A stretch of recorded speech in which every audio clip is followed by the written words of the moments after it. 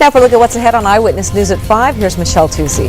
Thanks very much. Just ahead at 5, he claimed he was a decorated Marine and had the medals to prove it. But now he admits to being an imposter. We'll tell you what happened in court today. Guilty plea. A Southern California man now admits he impersonated a Marine, even going so far as to wear a chest full of military medals to his high school reunion. Hello, I'm Mark Brown. I'm Michelle Tucci. Stephen Burton pleaded guilty to impersonating a U.S. Marine just a few minutes ago. He was caught after wearing full military dress to a recent high school reunion and bragging about tours of duty in Iraq and Afghanistan. Eyewitness News reporter Rob McMillan is live outside the federal courthouse in Riverside with more. Rob?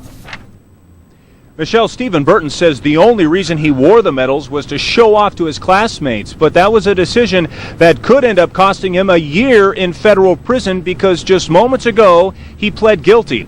Now, we tried to catch up with him outside the federal courthouse here in Riverside, and he wouldn't say anything to us, told us to talk to his attorney.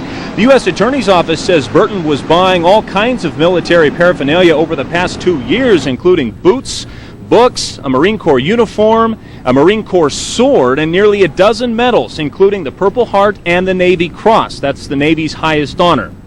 He purchased these items on eBay and at an Army surplus store in 29 Palms, and first wore the uniform to a Halloween party in 2007, then again in 2008. But apparently he received so many compliments that he wore the uniform and all of these medals to his high school reunion and bragged about tours of duty in Iraq and armed combat. Someone noticed something was up with that. They called the FBI, and that's when investigators came in and charges were later filed.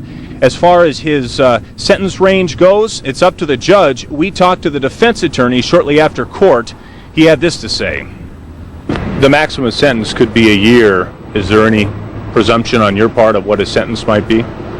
No, there is not. The presumption is entirely left to the judge. The sentence can be anywhere from 0 to 12 months.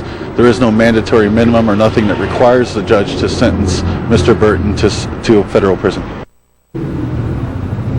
And Burton will be back here in federal court in downtown Riverside on March 1st at 9 a.m. for that sentencing. We asked the prosecutor if he's going to ask for a sentence, and he says in federal court it doesn't quite work that way. It's up to the judge. And he says the agreement that he has with the defendant is that the judge will come up with a sentence range, probably under that maximum of a year, and the prosecutors will ask for the lower end of that range. But we won't know for sure what the sentence will be until March 1st next year.